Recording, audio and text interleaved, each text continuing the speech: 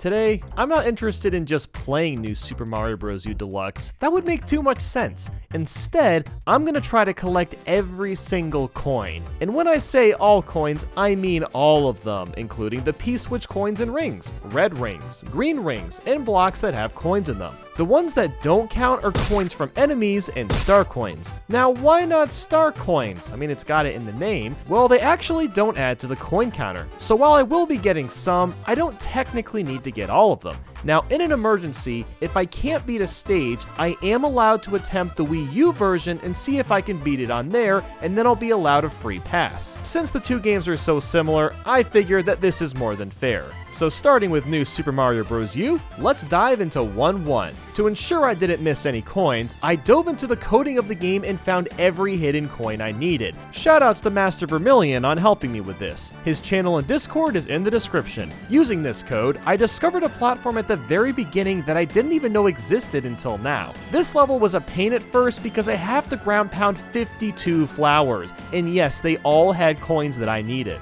Doing this as Mario was giving me issues because I didn't have enough time, so we're switching to Toadette since she grants us an extra 100 seconds. And 1-2 was a pretty simple level. I learned where this invisible coin was thanks to seeing the code. Now, one tower seemed like a breeze until I got to this one brick. I wasn't sure if there was a coin in there, and after checking, it turns out there is. Now, Toadette can't break this with a jump or ground pound or spin, but thankfully, all we need to do was freeze a dry bones and throw it at the block. I gotta say, that was a close call. And the rest of World 1 was pretty simple. For 1-3, I just needed to be careful of all the Monimoles. 1-4 had tons of flower coins, so I had to be quick and nimble. 1-5 was a cakewalk, and the same goes for 1 castle. And just like that, we are done with World 1. Now along the way, I decided to try some levels I didn't need to just for fun, starting with one blooper. And as it turns out, this one actually wasn't fun.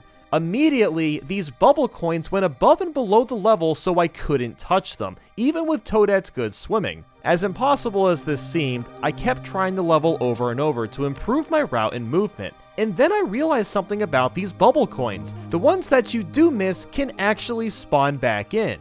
All you have to do is move away from where they spawn, go back, and you can try to get them again. I had to do this several times, and as you can see, there are no more coins in this area. So despite how difficult this was, I eventually got them all and was able to beat the level. And now it's time for World 2. 2-1 was really simple, 2-2 wasn't the easiest to see but was more than doable, and 2-3 gave me no issues. And I thought 2 Tower would be the same kind of story, but the ending threw in a twist. Normally, all you have to do to get to Boom Boom is spin this corkscrew and pick one of these 4 pipes to shoot out of, but every pipe has its own row of coins, and you get launched all the way to the top with no way of going back. So I did what any normal person would do. I whipped out some extra controllers and got 4 players on a team. This is just me playing, so I had to keep my 3 teammates in bubbles on the way back up. The original plan was to place everyone on a different pipe, spin the corkscrew, then put Peachette on the last pipe, and push down on every controller at the same time. And that didn't really work. So basically, I had to use a combination of bubbling characters after launching them and keeping one alive at the bottom. It was messy, but I got all the coins. Thankfully, the next level, 2-4, was a breeze to get through. 2-5 was fine too, but the ending was really irritating. I needed to beat Peachette to get to the top with Spike, but I had to get these bottom coins on my first try since the platform falls at the end. I kept either getting hit or falling off and realized I shouldn't have recorded this at 3 in the morning. I eventually got all the coins and moved on. 2-6 was a pretty fun level and learned just how many coins there were in the sky. 2 Castle was also super easy, and that is the end of World 2. But for fun, I wanted to try 2 Ice, the secret level in this world. And this was a mistake. In fact, this level was absolute hell. Not only was everything slippery, but these piranha plants suck. There's giant blocks of ice everywhere, and you must melt the small blocks yourself to get the coins or have the plants melt them. This was really tedious, and it was easy to get hit by the plants' fireballs. But that wasn't the worst part. It was this green ring segment. The first two parts of this aren't too bad, but looking ahead, there's a set of 4 coins that get engulfed in an ice block if you aren't running full speed at them. So getting the green coins and this set of 4 was not working out at all, even after an hour of attempts. So I tried using 2 characters. The plan was to run and jump with both of them, have one run into the second segment of green coins and the other for the set of 4 sacrificing themselves. And that didn't work, so I thought 3 players would do the trick. I ran Toad and Toadette into the green coin spots before getting the ring, switched to Nabbit, hit the green ring, and swept into the set of 4 coins. But even then, I couldn't grab all the coins because the plant dropped the ice block faster than he usually does. So that's just lovely. I gotta do all this with good luck also being on my side. And after another hour of attempts, this happened.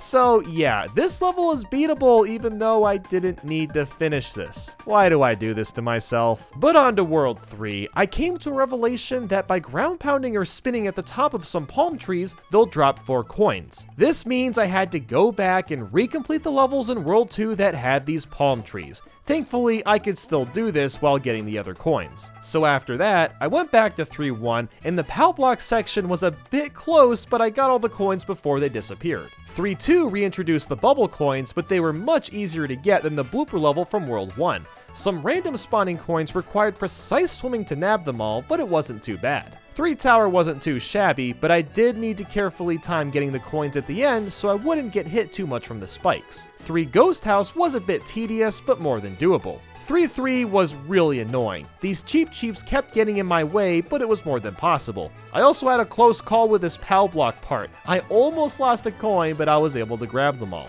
3-4 was also annoying because the urchins made it hard to get some of these coins, but you can't complete the level regardless. 3-5 wasn't as bad as I thought it would be, it was actually pretty straightforward. And 3 Castle was really easy, which concludes every level in World 3. And with that, it's time for World 4. 4-1 was a really fun level to plow through, and 4-2 was also easy to knock out. 4 Tower was going okay until the halfway point. This platform continuously rises with lots of floating coins in the air. The problem is reaching the coins before the platform passes them. After several tries, I got a rhythm down and started to get all the coins. But the end of this level is just insane, or so I thought. There's coins and coin blocks on complete opposite sides, and I simply could not figure out how to get them. And looking back, I was thinking way too hard about this. I tried using 3 players and putting them in spots to grab coins. I tried freezing dry bones and throwing them for coins, and none of that was panning out. It turns out, all I had to do was run back and forth, and that was it.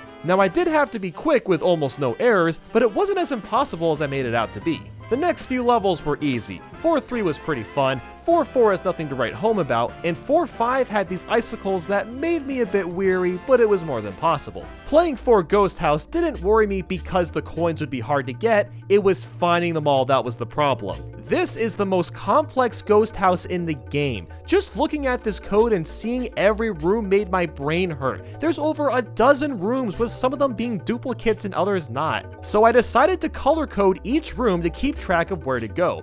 Yellow is different rooms while red is the duplicates. Now on to the level itself. There's a ton of P-switch coins to grab. Around the end it was a bit of a pain because I had to get the 3rd star coin, but I also had to get all the coins from the platform that got me there in the first place. Thankfully, I can just stand here and let the coins run into me. What's important to know is that I don't want to hit the P-switch in this room because these blocks don't have coins in them, so therefore they don't count. So after all of that, this level is actually possible. And to finish off, 4 Castle wasn't too challenging. I just had to be patient with all the thwomps, and that wraps up World 4. So now on to World 5. Well, after the ship level, of course. The auto-scrolling made this one a bit scary, but you can get all the coins pretty easily. Now, 5-1 features our first big obstacle. I came to this staircase of blocks, and every block I hit had coins in them. So I checked the code and saw that every coin block here had coins, and I wasn't going to be able to get these. Why did Nintendo even put coins in here? The only solution would be to try this on the Wii U version, but that's a last resort only, and we have other options. 2 of the secret levels we found earlier both lead us to World 6, so let's head over there. 6-1 was pretty easy and pretty fun. 6-2 was a bit of a hassle because of the Porky Puffer, but the coins were all obtainable. 6 Tower kept me on the edge since I had to play most of the level with a mini mushroom, but I was able to complete it. 6-3 was a lot of fun to play, and 6-4 was dark, but all the coins were nabbable. So at this point, World 6 was going pretty well, but then we hit 6-5. By going above these rocks, we're sent to this sky section. Now, if you don't remember what this evil, horrible, wretched P-switch does, well, let me show you.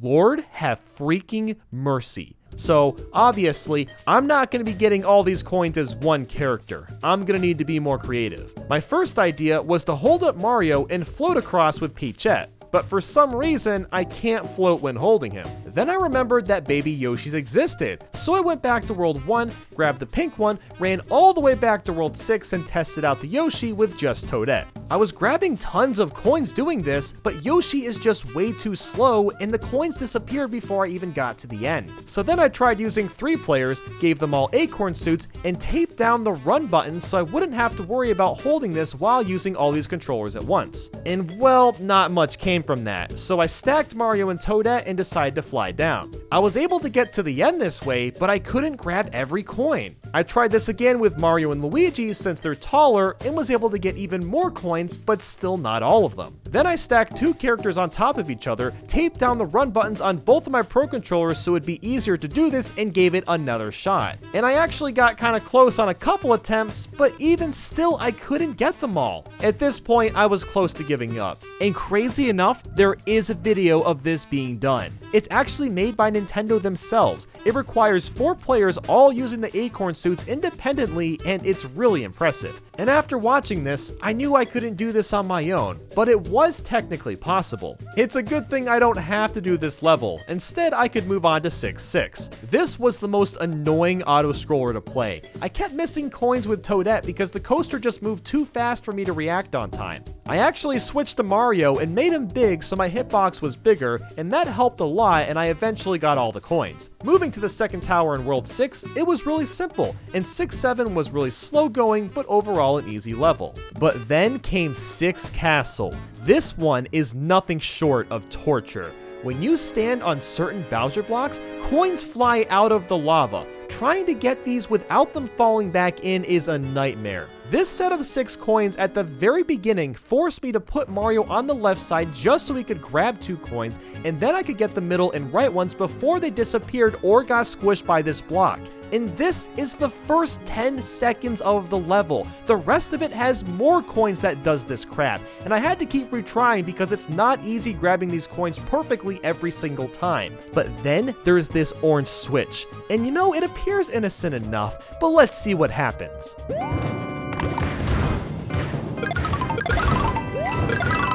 Look at how many coins there are. Look at how spread out they get. What am I supposed to do? My first idea was to get 4 players and put them all on the top. I tried to put them all in spots where coins would land after hitting the switch, but the stupid dry bones kept hitting them, so I just winged it the first time, and it didn't really work. So I realized I needed to kill the dry bones by using an ice flower, but now I can't get up there to do that, even if I try bouncing off someone's head. So after getting all mad about this, once again, I'm thinking too hard.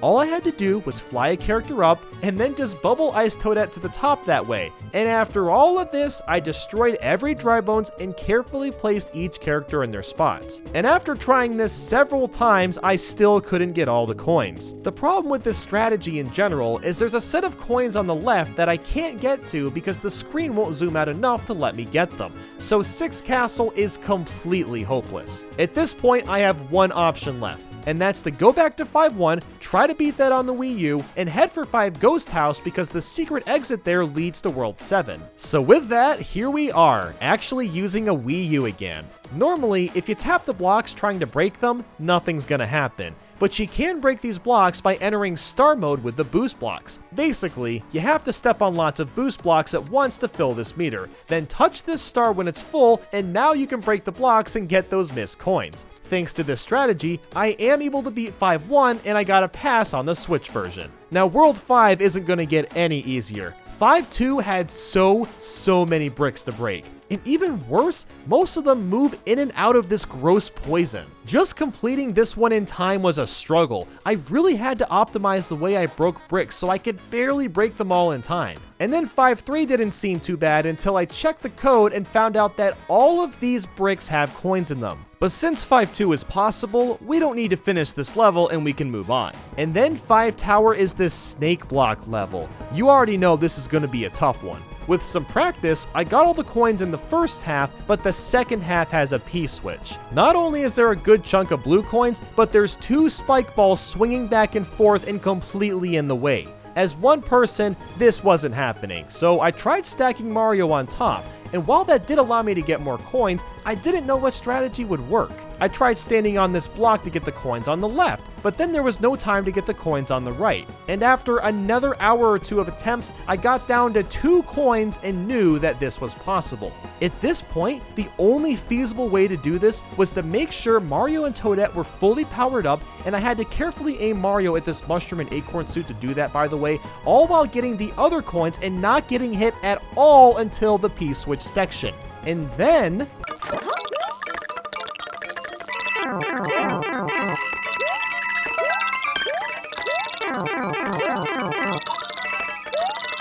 I actually did it. And thank God, because this allowed me to finish the level and move on to 5 Ghost House. This one was a little confusing, but not too hard. I definitely needed Peachette for the room where the floors fall, because being able to float down made it easy to grab all the coins. And with this secret exit, we have 1 level to go until World 7, and that is 5 Beetle. This is our last obstacle. All we have to do on this auto-scroller is hop from beetle to beetle, and oh my god, this is not happening. Seriously, look at how many coins there are.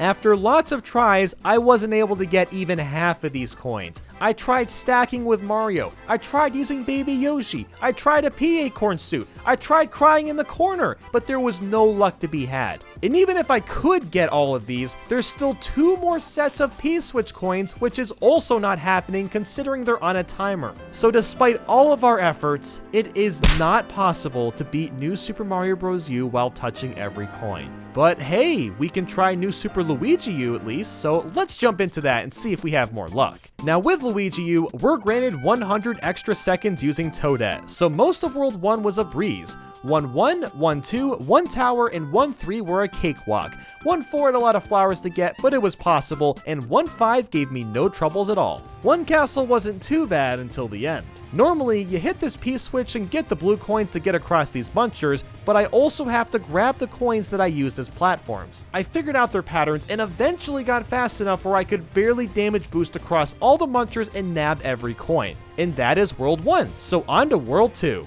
2-1 had nothing too challenging. I just needed to watch out for the spike balls. For 2-2, I had to time getting these P-switch coins carefully, but otherwise it was pretty easy. 2-3 went smooth as well outside of the ending. Do you see these blocks? Yeah, I'm sure you can guess by now. They all have coins in them, and we can't access them. Well, of course this level's possible in the Wii U version. We're not even gonna bother because we don't need to finish this level to move on. So after that, the rest of World 2 was pretty painless. 2 Tower, 2-4, 2-5, 2-6, and 2 Castle were a breeze to get through. And with that, World 2 is complete. And starting at World 3, 3-1 gave us no issues. 3-2 was one of the easiest water levels to finish, and 3 Tower was a knockout. 3 Ghost House was surprisingly simple. 3-3 took a while because there were so many tree coins to get, but otherwise it was effortless, and the same goes for 3-4. 3-5 introduces not a P-switch, but a P-ring. It's basically just a P-switch though. You go through it and out comes some blue coins, but look how many we have here. Even with Toadette's good swimming, I could barely get half of these coins in the amount of time we're given. I even tried using Baby Yoshi, which lets you swim even faster under the water, but even then I still missed tons of coins. I think with 4 people you could probably do this, but as 1 person, we'll have to stop here and move on to World 4 and see how far we can get. So 4-1 has some annoying bruisers, but the level is pretty simple.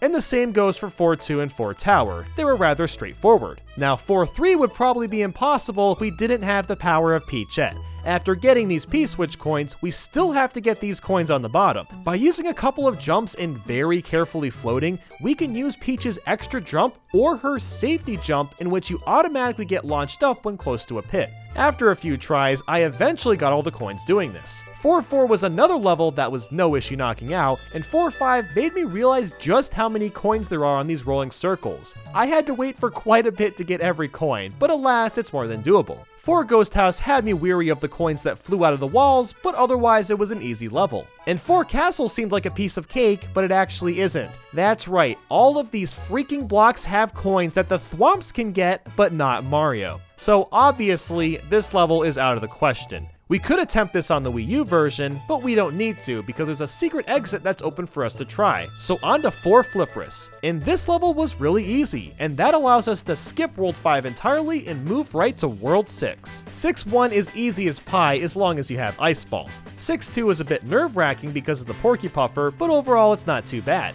6 Tower has grolls that make me growl, and let me explain why. There's a small chunk of bricks that all have coins in them. The only problem is we can't reach them all without letting the grolls destroy our precious bricks and stealing our coins. But thankfully, this is more than possible on the Wii U version, so we get a pass here. 6-3 was relatively easy, you just have to watch out for all the spike balls. 6-4 is easier than it looks. The auto-scrolling isn't that bad, despite the P-switch coins being a bit of a close call. 6-5 is nice and sweet. The second tower in World 6 is one of the shortest castles to knock out, and 6-7 was pretty straightforward. 6 Castle was much simpler than the Mario Bros. U version. I was able to knock this out and move right on to World 7. So that's pretty great. We've already made it farther than we did in Mario Bros. U. 7-1 is easy thanks to the Ice Bros freezing a lot of the fuzzies for us, and 7-2 is actually just not happening. See, there's this segment of blocks that all have coins in them, and yada yada. This could be done on the Wii U, but we don't need to do that because we can try 7-3 instead. And this level is pretty fun to play through. And the same goes for 7 Tower. 7 Ghost House is one of the strangest levels considering most of the coin blocks attack you. And since these blocks attack you, they're considered enemies, and as we've already established, enemy coins do not count. So with that, we move on to 7-4 and 7-5, and they're both pretty easy to knock out. 7-6 is an interesting one, because at first I thought the screen was scrolling too fast and there was too much to collect. But after some tries, I learned where the coins would spawn and where you would have to be to get them, at least for this beginning part. The ending makes this level not possible, and that's because half of these coins make you be in a certain place for them to spawn in. There's a middle row and bottom row of coins you can get, but you can only grab one of these at a time since the screen scrolls. Now you could probably do this with 2 players, but it doesn't matter because there's an alternate route that lets us travel right to 7 Castle and skipping this level entirely. The castle isn't that hard, but it's extremely annoying having to wait for these gargantuan walls to go back and forth. And this is it, guys. World 7 is done and we're at the airship before World 8. Right away we have a big pile of blocks, and surely these can't be... oh yes they can. All of these are actually coin blocks. And this level is an auto-scroller, meaning we can't build up star mode fast enough on the Wii U version to get them. And on top of all this, the ship's giant hand destroys all the blocks right in front of us, just rubbing it in. But unfortunately, it is not possible to beat New Super Luigi U while touching every coin. But with that, I hope you enjoyed this video, and if you want to see some more spicy coin action, go check out Nicobqq's video on New Super Mario Bros. U Deluxe where he doesn't touch any coins. Thanks a bunch for watching, guys, and I hope you have a great day.